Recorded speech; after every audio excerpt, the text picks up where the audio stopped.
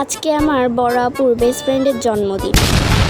আমার আপুর বেস্ট ফ্রেন্ডরা আমাকে অনেক ভালোবাসে, তাই আপুর সাথে আমাকেও দাওয়াত দিয়েছে। দাওয়াত না দিলে এমনিই যেতাম, সমস্যা নেই, নিজের বাড়ির মতো। বেশিটুকু ভিডিও করলাম না, অল্পটুকুই ভিডিও করলাম রাস্তায় যেতে যেতে। তারপর সোজা আপুর স্কুলে যাব, কারণ আপুর বান্ধবীরা ওখানেই দাঁড়িয়ে আছে আপুর জন্য। এই তো এখনই আমরা রিক্সায় উঠলাম 4 জন মিলে। আমি আর মারিয়া আপু রিক্সার উপরে বসেছিলাম, আমার আপু আর এশা আপু একসাথে নিচে বসেছিল। সকাল সকাল গেছিলাম তাই অনেক রোদ। এই যে আমরা সবাই,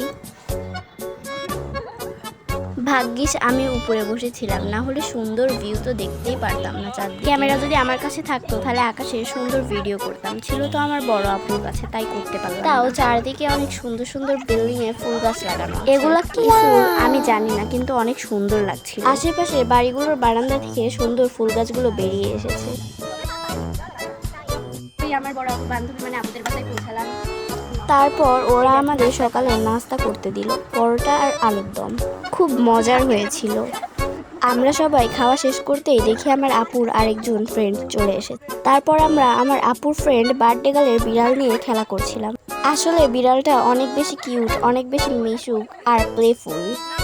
তারপর আমাদের দুপুরের খাবার দেওয়া হলো ডিম কোরমা, গরুর গোস্তর ভুনা আর মুরগির রোস্ট, সাথে পোলাও। তারপর সবাই মিলে সফট ড্রিঙ্ক খেলাম। Yam yam yam yam yam.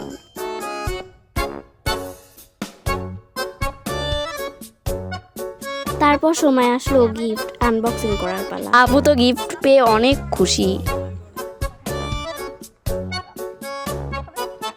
আপু মনে করছিল যে তাকে চকলেট গিফট করা হয়েছে, কিন্তু আপু পরে ঘড়ি দেখে অবাক। তারপর আপু পরবর্তী, আমার আপু যেহেতু একজন আর্টিস্ট, তাই খুব কিউট কিউট ক্রিয়েচার আর্ট করে দিয়েছিল।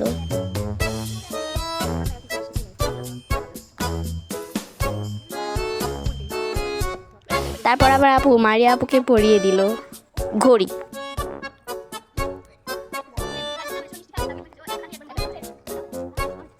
আর আপুর পালা আসলো সেকেন্ড গিফট খোলার।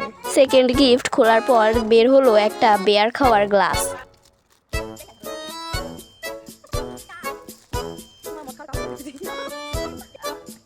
আসলে এটা বেয়ার খাওয়ার গ্লাস না, এটা জুস খাওয়ার গ্লাস। আমি তো বসে আরামসে সিমাই খাচ্ছি। এখন যাওয়ার সময় হয়ে গেছে, সবাই মিলে এখন বাসায় যাবো।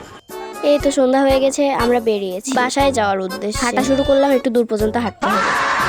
আমি একটা জিনিস খেয়াল করি, এখানকার মানুষ প্রচুর পরিমাণে বিড়াল, একটা বাড়িতেই 2-3টা করে বিড়াল দেখলাম। এমনকি মারিয়া আপুরও 2টা বিড়াল, একটা বড় একটা ছোট। তো আমরা এখন গাড়িতে উঠেছি বাসায় যাওয়ার জন্য। আশা করি আপনাদের ভিডিওটি ভালো লেগেছে। ভিডিওতে লাইক কমেন্ট শেয়ার আর আমাদের সাথেই থাকুন। আল্লাহ হাফেজ।